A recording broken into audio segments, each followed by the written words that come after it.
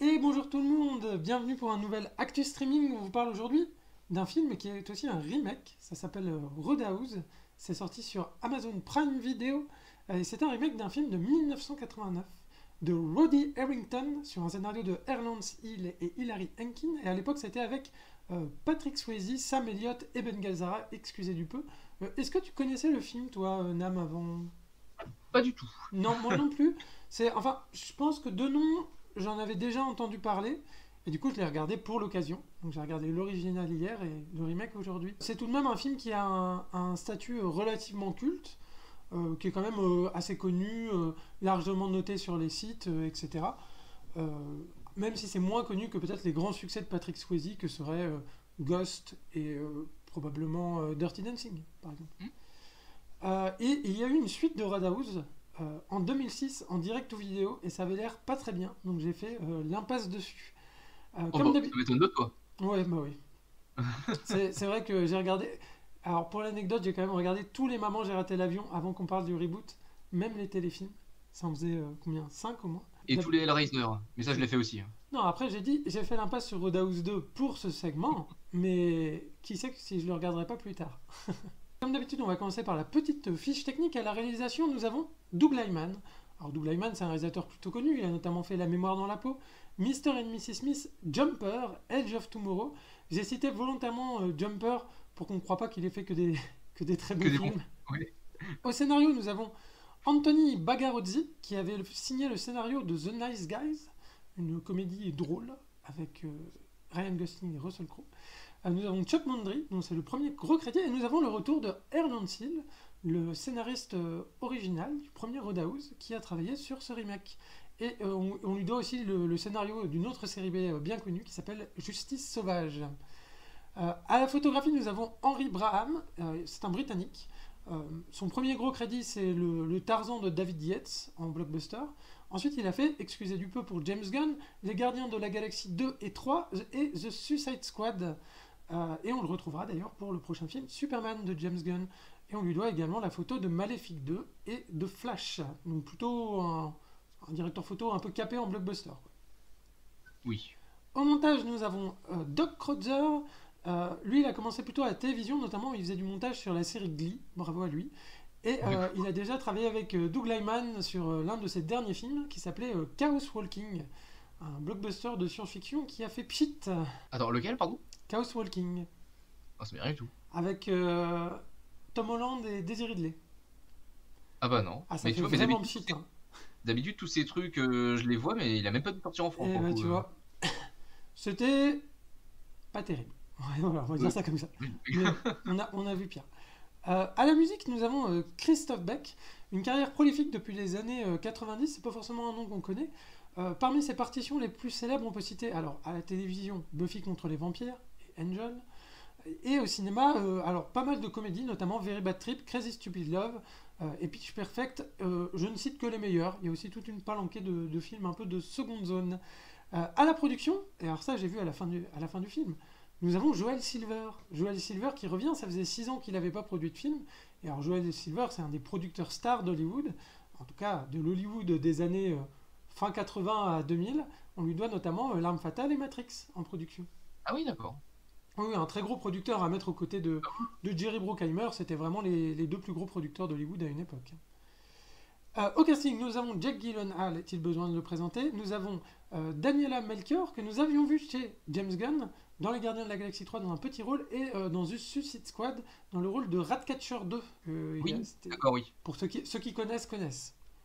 Nous avons Conor McGregor, qui débarque de l'UFC, hein, c'est un combattant de l'UFC, C'est ça. aussi connu pour ses performances sportives que pour ses frasques et ses scandales. Et c'est son premier rôle au cinéma. Auparavant, il avait juste fait une voix dans un Call of Duty. Nous avons également Billy Magnussen, qu'on avait pu voir dans En plein vol, un film que nous avons chroniqué dans Actu Streaming. Nous avons Jessica Williams, que nous avions pu voir dans Les Animaux Fantastiques et dans la série Shrinking sur Apple TV+. Nous avons Joaquim de Almeida, également un Portugais, hein, donc comme Daniela Melchior, et qui jouait le méchant dans Fast and Furious 5. Et nous avons enfin Lucas Gage, qu'on a vu notamment chez Sam Levinson dans Assassination Nation et Euphoria, et également dans la saison 4 de You et la saison 5 de Fargo. Bon, bah ça commence par un bourre-pif, manifestement. En POV, POV, je mets des bourre-pifs. Un peu surpris au début parce que bah, la personne qui est en train de mettre des gros pains dans la tronche là, c'est un genre de Magic. Mais qu'est-ce qu'il fait là? Pourquoi il y a ce genre de Magic ici? C'est Post Malone, Ah! voilà, Je me qui, suis dit que je le qui est, connaissais, mais.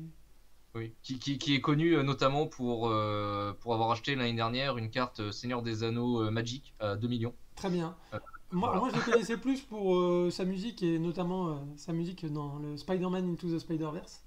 Oui, c'est Euh, vrai qu'il fait ça aussi, mais voilà, mais il joue à Magic. d'accord, très bien. Je savais pas qu'il était multiclassé, mais ça me va très bien. Euh, Et donc, dans ce film, il fait du Street Fight. ouais. Street Fight parce que, bah, comme vous pouvez le voir, ils n'ont pas de protection. Mm, mm. C'est la grosse différence, notamment ils n'ont pas de gants, ce qui fait que les impacts au niveau des points sont bien lourds. Tu peux tuer quelqu'un au Street Fight, hein, et en général, les vrais combats de Street Fight, ça dure 10 secondes max. D'accord. Euh, Très bien. voilà. C'est un sport à la con. Vraiment un sport à la con. C'est ça. Donc voilà, donc ils font du Street Fight et il est en train d'enchaîner les victoires pour emporter la grosse mise de la soirée. Sauf que il y a un petit mec qui arrive, c'est Jacques Gyllenhaal, et puis tu le vois, il est avec un petit sweat et tout, il rentre dans le ring et tout le monde se fout de sa gueule, et puis il retire le sweat et tu vois que, il est allé à la salle, ouh là là, voilà, il a beaucoup allé à la salle. Il a bien poussé de la fonte, il a bien bouffé de la prot. Donc voilà, il est bien fit. Et surtout, Post Malone, quand il apprend, il demande qui c'est, et quand il apprend qui c'est, il part, Voilà. lui laissant du coup la mise. Ce qui d'ailleurs, je sais pas ce que t'en penses, mais c'est vraiment une caractérisation mais des héros de films d'action des années 90-2000. Ah bah oui. Exactement. Et d'ailleurs, tu verras dans ma reco à la fin, j'ai choisi un film où on caractérise le héros exactement de cette manière-là. Ah bah, C'est-à-dire, moi, je suis pas du tout parti là-dessus. très bien.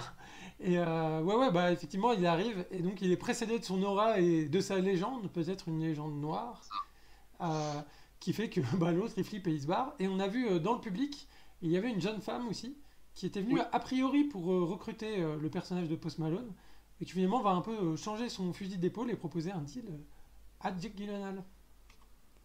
c'est ça. Et le deal du coup, c'est... Ah oui, d'abord, Jack Gyllenhaal se fait agresser Ouais, par un type qui lui plante un couteau dans le ventre, mais ça va. oui, oui, bon, c'est. Il le vit bien, gros dur, il a Ouais. vu Predator, nous aussi. Ah bah, Voilà. qui ne s'est pas baladé à Nanterre un jeudi soir, hein.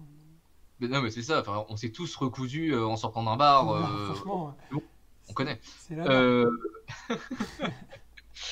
Euh, et du coup, elle lui dit voilà, qu'elle cherche un gros bras pour faire videur dans son club, qui reçoit de la mauvaise clientèle. Et il refuse parce que voilà, il vit dans sa voiture et ça lui convient. Donc il dit non. Moi, je vais dans des combats où je me bats pas au final et je gagne de l'argent. Donc voilà, il dit que ça lui convient et en fait ça lui convient pas trop parce que derrière il tente de faire une petite tentative de suicide. C'est ça. Là, on le voit, il est Euh, sur les rails, hein. ouais, voilà. Et au dernier moment, il se ravise, il dit en fait non et il perd sa voiture quand même. Voilà, Et donc finalement, il se dit, bon, bah maintenant que j'ai même plus de voiture, peut-être que je bah, vais aller prendre le job. Et c'est ça. nous, Ça fait. Et donc il va en Floride. voilà, nous partons sur ce très bel endroit qui s'appelle les Keys. Donc si vous connaissez pas les Keys, c'est en fait au bout de la Floride. Donc vous voyez, la Floride, ça fait une petite pointe au bout des Mhm. États-Unis. Et il y a tout un petit chapelet d'îles qui sont reliées par des grands ponts routiers comme ça. Mais alors, c'est des petites îles, c'est ça qui est assez étonnant. Et il y en a pas mal. Et donc on va dans ce très bel endroit. Je crois pas que le premier Roadhouse était dans les Keys, en tout cas il me semble pas. C'était plus dans une bourgade quoi. Et donc là on a un petit déplacement géographique. Et évidemment on va jouer avec tout ce terrain de jeu offert par la Floride. Et donc, bon, voilà, il va arriver au Roadhouse et il va découvrir un petit peu les personnes qui travaillent là-bas. Qui est un casting d'ailleurs, je passe au passage. Ah oui, non, il va d'abord au bookstore local, la Ouais, librairie locale, où il se lie d'amitié avec la vendeuse et son père, qui vont faire partie des civils un petit peu qu'on va voir. Parce que, comme tu disais, c'est une toute petite île. Et pour le coup, ils ont fait vraiment un gros travail au niveau du casting des personnages. C'est-à-dire qu'on va souvent revoir les mêmes personnages, ouais, qui vont avoir des petits rôles. Et tous, ils sont assez sympas. J'ai plutôt apprécié les revoir. Ça, c'est quand même un ouais. bon point, donc autant le citer. Et donc voilà, ça c'est le bar. Donc c'est un tiki bar, je crois, que ça s'appelle comme ça. Enfin, ou un genre de tiki bar. Et qui est là pour servir de l'alcool et faire jouer des groupes locaux, parce que j'imagine que ça coûte moins cher pour la bande-son. Et, C'est possible. Bah, et ce qu'on peut dire, d'ailleurs, on peut faire une petite parenthèse sur la musique. Tout à l'heure, j'ai cité le compositeur. En réalité, la musique du film, ça va être surtout de la soundtrack, ça va être des titres un peu connus ou des mm, titres effectivement de musique un peu de bar, mais la musique originale en tant que telle, je sais même pas si je l'ai entendue dans le film. À moins que la musique j'ai- de bar ait été composée pour l'occasion, mais j'en sais rien. c'est ça. Et à chaque fois, tu vois, c'est des petits groupes que personne connaît, donc sûrement des petits groupes locaux qu'ils ont castés pour ce genre de truc. Mm, mm. Et qui du coup reprend un morceau. Donc j'imagine que ça coûte moins cher aussi au niveau du. Alors, à la fois ça coûte moins cher au niveau des droits musicaux, totalement, parce que tu n'utilises pas la version studio enregistrée, mais en même temps, ça permet aussi de donner un aspect un peu plus vivant à ce bar et un peu plus de personnalité. D'ailleurs, je sais pas si on a une image, mais ils ont vraiment le grillage comme dans les Blues Brothers. Ouais, je Où sais les pas gens si j'en ai un, mais ils leur lancent effectivement. des bouteilles dessus et qu'ils se prennent Ouais. pas dans la gueule. Et il s'avère que, en fait, bon, il y a un. Au début, la fille, elle dit oui, on a une clientèle qui vient et tout. Et en fait, il s'avère que en Floride, je sais pas si c'est en Floride ou aux États-Unis en général, mais en Floride, à cet endroit-là, les gens sont des grands malades. Euh, Ils passent leur temps à se foutre sur la gueule. Ce qui Alors, fait que. pour te donner un input là-dessus, Oui, dans le sud des États-Unis, c'est assez commun. Voilà. d'accord, bah, j'irai pas. Voilà, C'est c'est. un hobby local.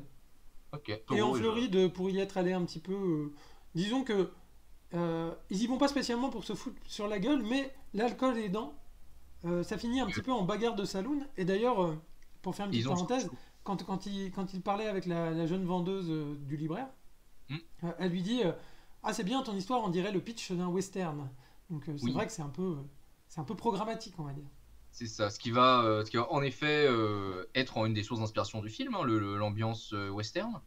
Mais on aura l'occasion de revenir dessus.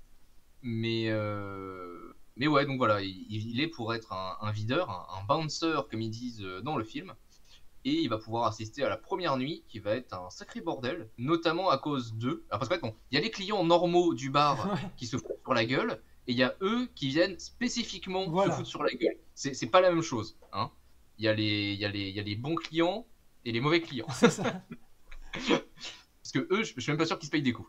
Et qui est un peu, voilà, eux, c'est un peu les hommes de main locaux. Vraiment des sbires. C'est des sbires à la Batman, mais des sbires au Batman Arkham. Je sais pas si vous voyez. Ils sont trop nuls, Ouais, mais on les aime bien quand même. c'est ça. C'est des NPC sbires, mais qui ont des dialogues rigolos entre eux et qui ont l'air C'est un peu ça. dépassés par les événements eux-mêmes. Et il y en a un que je trouve hilarant, bah, celui qui est avec un t-shirt sans manches noires à droite, Ouais, avec, qui est vraiment très rigolo comme personnage secondaire. ouais, ouais. Et donc voilà, ils viennent faire les 5 gros durs, et Jake Gyllenhaal va les défoncer Voilà. euh, 1 contre 5. Et quand je dis défoncer, il y a pas match. Les 5 ils partent à l'hosto et il n'y a pas match. Ouais, ouais, ouais. Il les éclate. Et déjà, alors ce qu'on peut dire, c'est que en termes d'action pure, déjà dans les premiers combats qu'on avait eus, et là les nouveaux combats, le nouveau combat qu'on voit, la mise en scène est quand même bien impactante. Oui. Les mouvements de caméra sont assez créatifs. Mm. Voilà, tout à l'heure il y avait un petit plan POV. Chaque fois dans le film, chaque fois qu'il y a une scène d'action, il y a toujours euh, une recherche en tout cas sur comment on va créer de l'impact à la fois par le visuel et à la fois par ce qu'on peut utiliser, on va dire, dans le décor pour, pour tabasser les gens, quoi. Oui. Ce que j'ai trouvé assez surprenant au début, mais malheureusement, je trouve qu'ils ont du mal à se renouveler par la suite. Hmm. C'est-à-dire qu'ils vont réutiliser souvent les mêmes ficelles, ce qui fait que je trouve notamment que le combat final a moins d'impact que ce qu'il aurait pu avoir. Notamment parce que les premiers combats qu'on a vus, ça envoyait déjà du lourd niveau impact. Et sachant on n'est pas dans du John Wick, Ouais. c'est-à-dire qu'en 2 coups de poing, ça peut être fini. Sauf pour Jake Gyllenhaal, Oui, non, qui est immortel, hein. qui est au-dessus de tout le monde, bien sûr. Voilà. Il y a un côté. Alors, je sais pas si tu connais, mais je trouve qu'il y a un côté un peu Baki aussi dans le truc. Ah, Baki, c'est un combattant, non? Ouais. Alors, à la base, Baki, c'est un manga. Et Ah, ok. le combattant de MMA tire son nom du manga. Ok, ok. Très bien. C'est un manga de sport de combat type MMA, Hmm. bon, complètement con, hein. Ok. À un moment, ils se battent contre un homme des cavernes qui s'est retrouvé congelé et qui se battait contre des dinosaures à main nue. Ah, mais Je sais j'ai vu pas. ça, c'est pas Hibernadus avec deux funesses, ça? Mais dans Baki, il y a ce côté aussi où les personnages vraiment forts, comme Jackie Gyllenhaal ou Conor McGregor, qu'on va voir plus tard, on va voir des images, ils ont ce côté amusé suffisant parce qu'ils savent qu'ils sont au-dessus de tout le monde. Ouais. Et au final, le conflit les fait plus rigoler qu'autre chose parce qu'ils savent que, de toute façon, voilà, y a pas match. Voilà, c'est ça. C'est eux qui gagnent. Et je trouve il y a un peu ce côté-là. En même temps, ouais, ils sont caractérisés comme des personnages des années 90, C'est ça. mais un peu premier degré, je trouve. Même si le film a un côté marrant, mais c'était un peu bizarrement En fait, dosé. il y a un petit switch dans le film. C'est-à-dire Ouais. qu'au début, c'est assez caricatural, mais en même temps un peu déluré, ce qui fait qu'effectivement c'est amusant. Et alors, c'est marrant, la petite libraire là, de tout à l'heure dit aussi une phrase, elle dit on dirait qu'on n'est plus dans un western, mais dans un polar à un moment. Donc il y a un Mm. peu un changement d'ambiance. Et c'est vrai que quand on arrive dans la deuxième moitié, disons après l'arrivée de Conor McGregor en Floride, on va dire ça comme ça, le film devient un peu dead sérieux. Et ça, c'est assez étonnant et ça m'a un peu perturbé aussi, Ouais. surtout par Surtout rapport au que, premier film pour le coup. surtout que le film ne prend même pas le personnage de Conor McGregor au sérieux. On est sur un Non. truc. Bah, de toute façon, on va bientôt le voir. Là, juste pour dire, Oui, oui. évidemment, il va y avoir une petite side quest romantique avec Euh, la jolie médecin. C'était aussi le cas dans le premier film. Euh, Et la jolie médecin qui le remercie pas parce que du coup il oui, lui envoie tous les bolos à l'hosto. ça lui fait du boulot supplémentaire. Elle n'est pas spécialement ravie. C'est ça. Euh, Et donc on a le bolos en chef, voilà, Billy Magnussen. voilà, qui est un peu qui est un mini tyran riche. Et comme tous les mini tyrans riches, c'est un connard et un connard agressif. Dans le premier film, il y avait un méchant qui était aussi. C'était un grand méchant comme ça, très, très flamboyant. C'était Ben Gazzara qui cabotinait avec grande joie. La différence était dans le premier film, c'est que le personnage principal avait une espèce d'ami qui venait l'aider, mais là, il n'y a pas du tout ce plot-là. La différence aussi là, c'est que ce personnage-là, pour moi, est plus sympathique. Billy Magnussen, c'est pas un acteur que je trouve incroyable. En revanche, là, il y a un truc qui est sympa, c'est que dès l'instant où le personnage de Conor McGregor arrive, il va se faire un peu bully lui-même par Conor Oui. McGregor. Et en fait, du coup, il se retrouve un peu en position, moi ce que j'appelle la position Christian Clavier. C'est-à-dire qu'il commence à se prendre des claques pendant tout le film. Et en fait, comme il est un peu de tête à claque, l'acteur, je trouve, et ben, en fait, ça le rend très sympathique et ça rend le personnage plutôt sympa, quoi. Ça fait un bon Oui. méchant, quoi. Et donc voilà, donc on apprend que c'est lui du coup qui envoie des hommes de main pour faire fermer le Roadhouse. Et puis on apprend que c'est pour juste pour construire un hôtel en fait. C'est juste ça. Jake Gyllenhaal, voilà, pendant une bonne partie du film, va être torse-poil. En même temps, il a quand même beaucoup travaillé pour son Oui, physique. oui, ben, moi, je serais à la piscine tous les jours de la semaine si j'avais un physique comme ça. Tout le temps. Et Je serais là en voilà, donc stream on va dans avoir ma baignoire. oui. On va avoir des petits flashbacks sur ce qui s'est passé et parce que donc coup dans le film il est établi que c'était un champion de MMA très célèbre qui malheureusement a tué un adversaire lors d'un combat et c'est pour ça qu'au début du film il était dépressif et pauvre. Voilà, et il s'en veut. C'est donc il a un arc de rédemption du coup. Sachant que, alors déjà, ce qu'on peut dire aussi, c'est que ces scènes-là, c'est celles qu'on avait vues pour le teasing du film, quoi, parce il avait été tourné ces scènes-là sur des vrais matchs du UFC, donc les photos avaient fuité. J'en profite pour faire une petite parenthèse pour dire que le film, il y a une certaine polémique autour de sa sortie. Doug Liman est allé présenter le film sur le yacht de Jeff Bezos pour le supplier de sortir le film au cinéma, ce que Jeff Bezos a refusé. Oh là là. Et d'ailleurs, moi je trouve que c'est dommage parce qu'en fait, dans le film, et on va le revoir après, j'ai mis quelques images, visuellement, il y a vraiment un travail sur les décors, sur la photo, vraiment. On sent qu'il y a de l'ampleur, je ne sais pas quel est le budget du film, mais il y a une vraie ampleur visuelle et ça aurait mérité une sortie cinéma. Euh, Fin de la parenthèse, pour revenir sur le Roadhouse original, où le personnage aussi avait tué quelqu'un, mais alors c'était un truc un peu il avait plutôt tué quelqu'un par erreur. Et il y avait aussi une grosse différence de caractérisation du personnage. C'est-à-dire que le personnage dans le Roadhouse original, joué par Patrick Swayze, à la base est un étudiant en philosophie. Et en fait, ce qui fait qu'il avait toute une philosophie de comment être videur. Être videur, bah, en fait, il faut rester calme. Et il faut aller tabasser les gens dehors, pas à l'intérieur. Il ne faut pas se laisser submerger par les émotions. Et là, en fait, le personnage de Jack Gyllenhaal, bah, c'est tout l'inverse. C'est-à-dire qu'en fait, c'est presque il est caractérisé comme une sorte de berserker, quoi, finalement. C'est-à-dire, c'est un gars qui va péter les plombs à certains moments. Et c'est pour ça qu'il y a vraiment un switch de ton dans le film, où à un moment, bah, finalement, il va finir par péter les plombs. L'un des changements que ça apporte dans le film, c'est que au début, le personnage est sympa, Et en fait, quand il se met à péter des câbles et à passer en mode berserk, et qu'il se met à tuer tout le monde de sang-froid, on commence à se dire waouh, en fait, c'est un psychopathe le gars. Mhm. Et ça, je trouve que c'est un problème dans le film. Et toi, Nam, t'as ressenti un peu la même chose, quoi. Ah oui, oui, tout à fait. C'est-à-dire que au début, c'est un mec qui a l'air plutôt cool. Ouais, Certes, un gros dur et tout, mais il a l'air de dire oui, quand les gens se battent, les deux sont perdants et tout.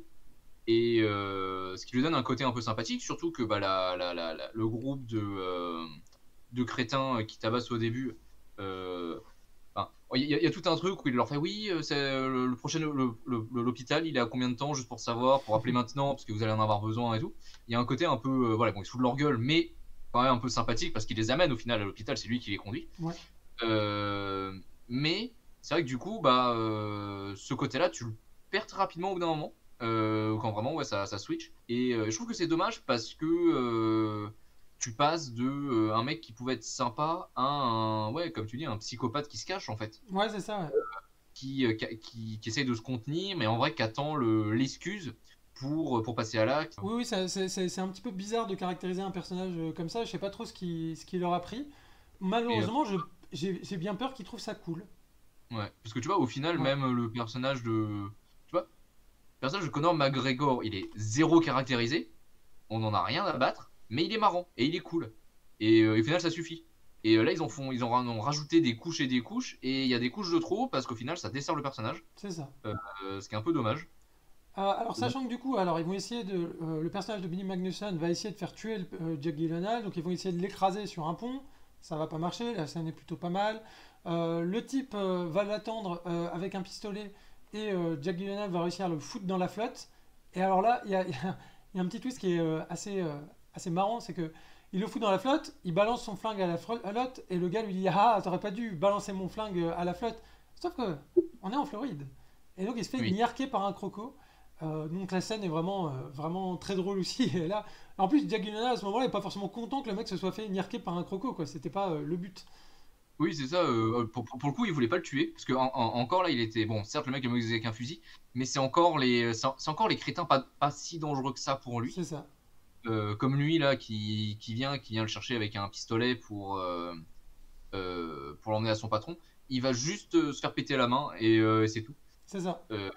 Donc voilà, on est sur des gros nuls, hein, Et très puis clairement. le personnage de Gyllenhaal, comme on le disait, a ce côté cool factor, qui était aussi Mm. le cas du personnage de Patrick Swayze dans l'original. Et voici Connor. Alors, je peux mettre que cette image. Voilà. Enfin, j'en ai une autre après un cut. Parce que Connor est en Italie, je pense. Oui, c'est Et ça, ouais. Connor sort d'un immeuble où tu comprends que le mari vient de rentrer. Et Connor sort à poil dans la rue, au milieu C'est du ça. marché. Après avoir fait des galipettes avec la femme, Voilà. bien sûr. Et donc il est caractérisé comment? Bah, en fait, il est cul nu, et donc Ouais. il va chercher des fringues, et il voit un mec avec une veste cool, et du coup il veut lui prendre sa veste, et t'as un cut, et t'as un marché en feu, des gens par terre qui crient partout, et lui qui repart avec sa veste. Scène Euh, extrêmement drôle. voilà. Oui, Franchement, c'était très drôle. vraiment, la scène est iconique. Moi, Conor McGregor, je le connais pas plus que ça. Je trouve que physiquement, de toute façon, Oh, c'est une c'est bête. c'est une Il est gueule. monstrueux. Voilà, c'est une gueule, c'est les muscles. Dans les scènes d'action, après, quand il est là, forcément, ça donne un relief et une ampleur. C'est comme quand t'avais Hulk Hogan ou quand t'avais Mr. T dans des films, t'avais ce côté-là. Et après, donc, le point d'interrogation, c'est est-ce qu'il est capable de jouer quelque... Aujourd'hui, on a The Rock et Cena aussi qui peuvent Ouais. être des sacrées bêtes, tu vois. Mm, mm. Et donc, la question, c'était aussi, est-ce qu'il est capable de jouer et d'avoir un rôle? Et en fait, c'est là où la mise en scène est intelligente, c'est qu'on va pas essayer de lui faire jouer quelque chose de très très compliqué. C'est juste un mec qui arrive tout sourire C'est ça. et qui met des mandales aux gens, et ça va pas chercher beaucoup plus loin, et il s'en tire très bien, ma foi, C'est dans ça. cette partition-là, hein. Pas besoin de plus en fait, au final. En même temps, bon, premier rôle, on n'a peut-être pas lui demander Ouais, bah ouais, voilà, de faire passer par tout le spectre des émotions. C'est pas son métier non plus à la base. c'est ça. Et oui, et là, franchement, il s'en tire bien. Et en effet, je trouve que sa présence, non seulement, bah déjà, on impose, parce que dans le film, bah, oui, il te vend le personnage, le Ouais. gros dur, inarrêtable, ok. Et en même temps, vu que c'est quelqu'un qui fait du MMA, il a les techniques de combat et tout. Et donc, pour les scènes de baston, notamment avec Jackie Hall, bah, il y a des trucs qu'il peut faire vraiment. Hmm. Ils vont faire des projections, il va faire des chutes, il va faire des machins.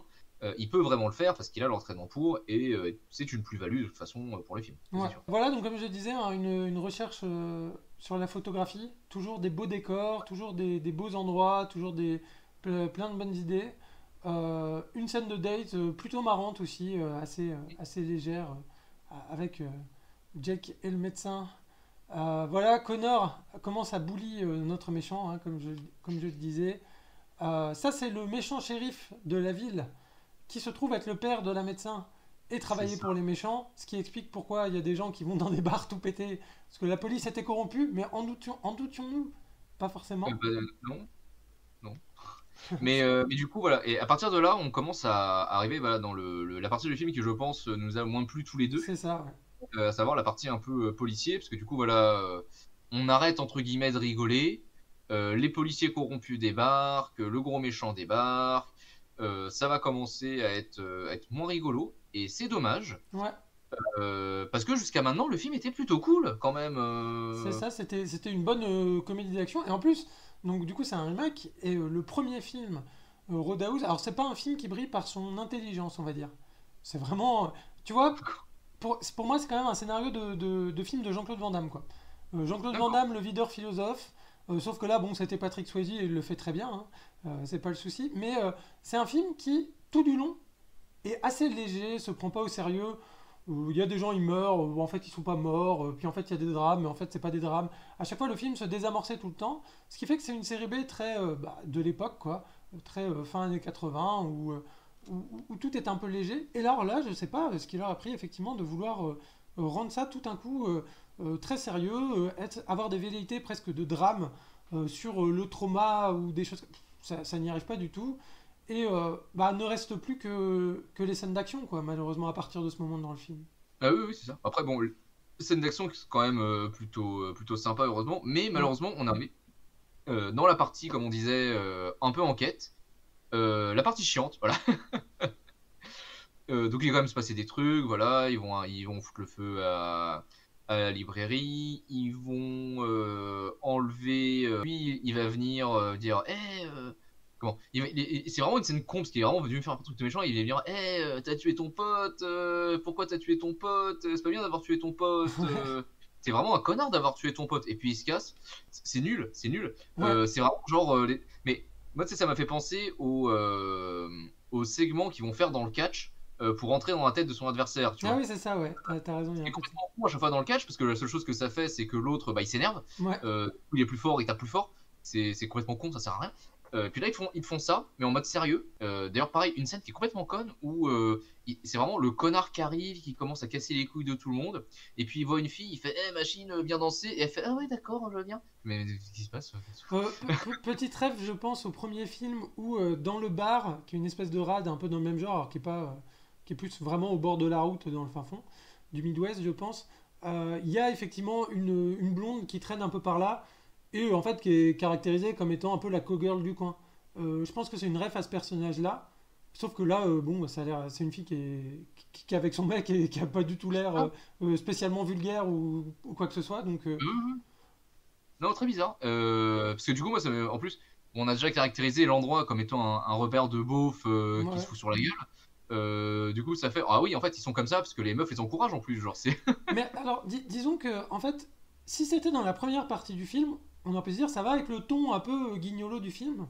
C'est ça. Sauf Et que là, non. sauf que là, en fait, on n'est plus dans ce ton-là et effectivement, la scène commence déjà un petit peu à dénoter par rapport au ton global. Bon, bah finalement, ça se tabasse. Jack Gyllenhaal commence à tuer tout le monde, essaie de faire un plan avec le shérif pour récupérer sa fille, et donc sa copine, enfin la fille du shérif et la copine de Gyllenhaal. Il se retrouve sur un bateau, c'est la baston. Il y a une baston Boum. dans la mer, voilà, le bateau fait boum. Il y a de la 3D, certes un peu discutable, mais pas catastrophique. Et course poursuite et tout. Et non, et quand même un peu de budget quand même Ouais, là. Ça y est, ouais, le film est reparti. Et puis, et en plus, le film est pas un peu reparti. C'est-à-dire que jusqu'à maintenant, on avait des scènes d'action qui étaient plutôt courtes. ouais. Et à la fin, ils ont décidé, on met le paquet et on a bien 20-25 bonnes minutes Mm, d'action mm. non-stop. Et c'est plutôt bienvenu, mais ça passe après 40 minutes un peu chiantes. Donc le combat tant attendu entre McGregor et Gyllenhaal. Enfin, le dernier, il y a déjà eu un Oui, premier. voilà, il y a déjà eu un premier combat qui traîne, qui se rallonge, mais on est quand même très content de le voir. Des bonnes idées visuelles, encore une fois, même si effectivement, bon, des combats au corps à corps, on commence à en avoir eu un certain nombre, donc c'est difficile encore de step up par rapport aux autres combats en termes de chorégraphie, c'est plus en termes d'intensité dramatique que ça fait la C'est différence, on va ça. dire. Après, je dirais que le combat, par rapport au reste du film, je l'ai trouvé un peu long. Ouais, On a déjà établi que les deux étaient des énormes brutasses et tout. Mais enfin, ça dure tellement longtemps qu'au bout d'un moment, enfin, c'est plus des humains. Et pareil, c'est plus le ton du film aussi, enfin, hmm. que le film nous a amené. McGregor finalement décide de buter le méchant parce que pourquoi pas, Euh, petit combat et finalement tout est bien qui finit bien et notre cow-boy solitaire s'en va vers d'autres cieux et une autre mission. c'est ça. Et Max le fou repart. scène post-crédit qu'on ne vous révèle pas, que vous la regarderez si D'ailleurs, vous l'avez pas j'avais vu. pas fait gaffe, mais il est incroyable ce pont là. Ouais, bah de toute façon les ponts sur les quays c'est assez... parce qu'effectivement là il y a le vieux pont Bah ouais, devant où il y a un arbre qui a poussé dessus quoi. bah ouais, c'est ouf. Ouais. C'est pour ça qu'ils l'ont mis à la fin. Bah, de toute façon, il y a dans le location management, comment dire, il y a une grosse recherche d'avoir des lieux sympas, de vraiment jouer avec le côté Floride. Du coup, j'en profite pour entamer la conclusion. Par rapport au premier film, moi je trouve que ce qui est intéressant, c'est la modernisation, c'est d'essayer effectivement d'amener des enjeux un petit peu plus modernes, un petit peu plus récents, des relations entre les personnages un peu moins stéréotypé parce que je ne dirais pas que le premier film n'est pas misogyne. De ce point de vue-là, le film marche plutôt bien, il y a de l'ampleur, les scènes d'action sont vraiment agréables. Et je pense que vous l'aurez compris, hein, nous, notre point qui est un petit peu négatif, c'est vraiment sur la rupture de ton dans le film au milieu qui ne fonctionne pas du tout. Et cette espèce de backstory du personnage de Jake Gyllenhaal qui a été modifié par rapport à l'original et qui retire la légèreté du film. Et en fait, je ne sais pas pourquoi il y a l'envie de faire quelque chose de moins léger. Ma théorie, ce serait de se dire, bon, on peut pas faire comme à l'époque, donc il faut être dans une espèce de post-modernité. Et donc la post-modernité impliquerait une forme d'ancrage réaliste qui pour eux serait une forme de lourdeur. Enfin, une forme de lourdeur des sentiments, de ce qui est manifesté. Alors, un petit peu comme quand les Batman de Nolan sont arrivés, quoi. Où on pouvait plus se permettre de faire un Batman rigolo, flamboyant, coloré, etc. Donc on a réancré ça dans la réalité. Mais là, le problème, c'est que le film, bah voilà, il commence dans un ton et il passe à un autre ton. Donc il est un peu entre deux chaises. C'est dommage et je pense que c'est ce qui fait que le film n'a pas des critiques exceptionnelles, même si au final, bah, je pense qu'on a eu du plaisir à le voir et que c'était quand même une bonne série B, comme le premier était une bonne série B en son temps. Oui, bah non, mais le film a des qualités indéniables, tu les as listées. Et c'est ouais, c'est ce problème de ton, je sais pas ce qui leur a pris, je sais pas comment ça s'est décidé. Ouais. Parce que même clairement, il y a pas mal de moments, même dans les scènes de baston, même dans les passages où ça devait être un peu. Où c'est censé être sérieux, où il y a clairement des passages, c'est fait pour que tu rigoles. Ouais. Du coup, qu'est-ce qui se passe? Peut-être que c'est un problème de dosage, peut-être ils ont passé trop de temps sur l'aspect sérieux. Hmm. Euh, Ce dont tu as besoin aussi hein, pour donner de l'enjeu à ton film. Hmm. Et aussi, tu as le droit de rigoler derrière de ton scénario et tes situations et tout. Mais peut-être que là, du coup, ils ont peut-être passé trop de temps là-dessus et du coup, le côté sérieux a plus de mal à sortir. Et puis pareil, qu'est-ce qui. Parce que tu vois, bon, ici, nous, on aime bien les films qui font beaucoup de changements de ton, de rupture, Ouais. entre des trucs extrêmement lourds et des trucs extrêmement drôles. Et ils y arrivent trop bien. Pourquoi chez eux ça marche enfin, chez ceux qu'on a en tout cas qui arrivent chez nous ça marche Ouais. et pourquoi là ça marche pas. Qu'est-ce qui manque, je sais pas, mais en tout cas non, en tout cas c'était quand même sympa, ça valait le coup d'être vu quand même, je pense. Hmm. Après ouais, c'est vrai que ça reste une petite série B, c'est pas un film qui restera dans les mémoires, je pense, Voilà, malheureusement. ce qui est un peu dommage parce qu'on a quand même une grosse équipe de production derrière. On a quand même Jack Gyllenhaal qui fait une transformation physique qui est assez impressionnante. Et on Bah sait oui, qu'il a un range de jeu qui lui permet de faire plus que ça quand même. Parce que là, il est un clairement. petit peu monolithique pendant tout le film. Ouais. Et en fait, il est plombé par cette espèce de backstory qui apporte rien. Alors après, moi, je vais me hasarder à une théorie. C'est que Jack Gyllenhaal, on a cru comprendre que sur les plateaux, c'était quand même pas ça. Et que ce serait peut-être lui qui aurait voulu apporter de la profondeur à son personnage. Et cette profondeur, bah, en Mhm. fait, cette espèce de noirceur, c'est ce qui vient un peu déstabiliser le film. J'en sais rien. C'est ma théorie du complot à moi. Depuis que les affaires, hein, vous regarderez, hein, Jack Gyllenhaal, l'affaire, il devait tourner Soudain Seul avec Thomas Bidguin, et vous regardez comment il s'est comporté sur le plateau. À partir de là, je pense que ça change quand même le rapport qu'on peut avoir avec cet acteur-là, quoi. Ah oui, non, mais ça doit être un acteur chiant, hein. Après, Ouais, ouais. c'est pas le seul, hein, il y en a beaucoup, hein. Ouais, ouais. Donc voilà, c'était pour notre conclusion sur Roadhouse. Comme d'habitude, maintenant, on va vous faire des petites recos pour aller plus loin. Oui. Nam, je te laisse commencer. Alors oui, alors du coup, bah, Roadhouse, c'est un remake, mais un remake vous avez compris, qui est pas incroyable, même si apparemment le film original était pas incroyable non plus. Oui, non, Et, c'est pas du tout un chef-d'œuvre, hein. d'accord. Et bah, j'ai décidé de vous parler d'un remake bien, et je vais pas me faire que des amis, parce que je sais que, voilà, gardez l'esprit ouvert un petit peu, si vous voulez. J'ai le Euh, doigt sur le bouton couper le stream, vas-y. oula. Mais j'aime beaucoup le remake, je sais que pas la vie de tout le monde, de Suspiria, Ah oui, bon, ça va. de Luca Guadagnino. qui reprend du coup le film de Dario Argento et que je trouve un remake qui est très intéressant parce que lui aussi, je sais pas du coup pour Roadhouse avant que tu n'en parles, mais lui aussi il décide de faire autre chose, Ouais. mais pour le coup, il fait vraiment autre chose, c'est-à-dire il a pris le pitch de base et puis derrière il a fait un autre scénario. Un que je trouve plus intéressant que le premier. Alors le premier Suspiria, ça s'appelle les Giallo, c'est ce qu'on prenait films de genre qui ont aujourd'hui ont un aspect culte. Si vous les regardez, vous verrez que ça a quand même plutôt mal vieilli. On est quand même sur des scénarios assez simplistes. Ils ont des qualités indéniables, je dis pas le contraire. Il y a un côté un petit peu kitsch dans la mise en scène qui fait le charme, mais à la fois peut-être parfois le côté daté. Notamment C'est ça. pareil, hein, dans le rapport aux femmes, les dialogues, bon, c'est Oui, pas voilà. très moderne, hein. Dites-vous que ça fait partie de ces genres qui ont inspiré le slasher américain, pour vous situer un peu l'idée. Voilà. Après, c'était des films d'exploitation, hein. C'était pas. Tout à fait. Argento était un des rares qui avait en plus des velléités artistiques dans le dialogue. Mmh. Et donc du coup voilà ce Suspiria là en plus avec un sacré casting, attention, Dakota Johnson, Tilda Swinton, Chloé Grace Moretz, on a quand même du beau monde et qui reprend du coup l'histoire de base et qui va pousser aussi l'aspect un peu plus loin. Bon, il y a des choses qui vont changer par rapport au scénario, mais par exemple un des aspects que j'aime beaucoup c'est que c'est une école de danse. Et dans ce film-là, on va voir la danse, alors que dans Mm. le celui d'Argento, on n'en voyait pas. Mm. Ce qui me. Voilà, moi je suis toujours un peu. Tu me dis un film dans l'univers de la danse, je veux voir de la danse quand même, un petit peu, Logique. s'il te plaît. Hein, Black Swan, c'était le même problème. Visuellement, c'est très bien, le jeu est très bien. Il y a des bons retournements de situation. C'est visuellement, même au niveau de la danse, il y a une vraie recherche qui est faite là-dessus. Voilà, je vous conseille de voir les deux. Et vous verrez notamment bah, qu'ils ont beau avoir le même nom, bah, c'est pas du tout les mêmes films. Donc c'est un bon remake. Mm, mm. Et la musique de Tom York également dans le remake, Oui. qui est assez incroyable. Pour ma part, alors comme j'ai déjà anticipé, hein, j'en ai déjà un petit peu parlé, je vais vous parler d'un film d'action où le personnage est un petit peu caractérisé comme celui de Gyllenhaal. Donc au début, c'est Clive Owen, il est sur un banc, il voit une fille passer en hurlant devant lui, lui il est en train de manger une carotte, hein, et il va qu'à ses occupations. Et quelques secondes plus tard, il y a un gars qui passe et qui fait je vais te tuer en poursuivant la fille. Et donc lui il fait oh non, pas encore. Et il se lève et il va tabasser le mec.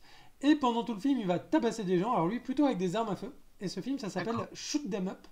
C'est un film qui est sorti en 2007 de Oui. Michael Davis. Alors Michael Oui. Davis, il n'a pas fait beaucoup de films, c'est bien dommage parce que c'était un bon réalisateur de films d'action. Et il avait réussi à financer son film à l'époque en faisant toutes les scènes d'action en storyboard animé. Et il avait fait tout ça lui-même pour réussir à le financer. Et c'est un C'est une film scène, qui est très drôle, où il y a Monica Bellucci, où il y a Paul Giamatti. Et il y a une scène absolument hallucinante où il copule en tirant sur des gens et en tuant des gens avec des carottes. voilà, donc voilà, C'était je pense que tout est dit. c'était incroyable. C'est un film qui se délite un petit peu, ça reste une série B. Au fil du temps, Oui. il a un petit peu moins d'idées, bon, mais c'est amusant.